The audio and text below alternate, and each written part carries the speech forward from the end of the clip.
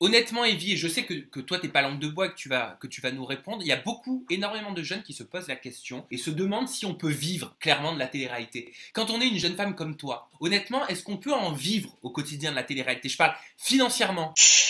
Ben, ça dépend si, ça dépend combien tu fais de tournage par an, ça dépend combien t'es payé. Après, moi, j'ai eu de la chance parce que vu que je travaille depuis que j'ai 17 ans, que j'ai tous mes diplômes qu'il me faut pour ma vie professionnelle, vu que j'ai accumulé assez de travail, d'heures de travail pour avoir mon chômage, je peux accumuler entre les tournages, avoir mon chômage, mettre des sous de côté. Donc oui, c'est possible d'en vivre, même si moi, j'en ai pas fait beaucoup.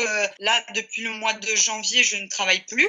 Mais ça m'empêche pas de penser à retravailler. Mais Parce qu'il y en a qui ont peur. c'est vrai cette légende qu'en tant que candidat, on devient un petit peu Crésus quand on participe aux Anges. C'est quoi Crésus? Crésus, ça veut dire bah, que t'es pété d'oseille, quoi. T'as une sacrée somme sur ton compte en banque. Pour ma part, ce n'est pas le cas parce que ben, je ne suis pas une candidate avec un super cachet, on va dire. Mais moi, l'argent que j'ai reçu depuis que j'ai fait les télés, je devais des sous à la banque, à ma famille, parce que oui, je fais des emprunts, je suis une personne normale.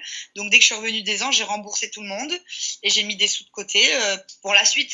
Donc moi, non, je ne suis pas pété de thunes. Oui, mais ce que je veux dire, c'est que ton salaire t'a permis de rembourser tes crédits et de mettre de l'argent de côté. Pas tous mes crédits, j'ai pas pu rembourser tout parce que j'en avais deux et donc il y en a, je les ai toujours les deux, mais j'ai pu rembourser, tu vois, entre guillemets une partie. Mon père aussi, donc moi c'est en priorité, je préfère rembourser ma famille que la banque parce que la banque, tu vois, c'est comme ça et j'ai préféré rembourser d'abord ma famille et après là, oui, depuis le retour des Anges, j'ai mis des sous de côté pour mon appartement pour pouvoir m'acheter une belle télé, un beau canapé, une belle cuisine, enfin voilà. Bah, c'est C'était bien, ma c'est bien. priorité. Ça veut dire que tu faisais partie des anges, ce qu'on appelle au niveau de la grille, tu sais, il y a trois grilles. T'as les anges anonymes, les anges qui sont considérés comme étant en devenir et les anges déjà installés. Toi, tu penses que tu te situais où? Ah, au milieu? Les anges en devenir? Oui, parce que si je regarde un peu tous les candidats de télé en termes de followers et compagnie, je suis pas super suivie, mais je suis pas suivie non plus. Tu vois, je suis à 200 000 cas.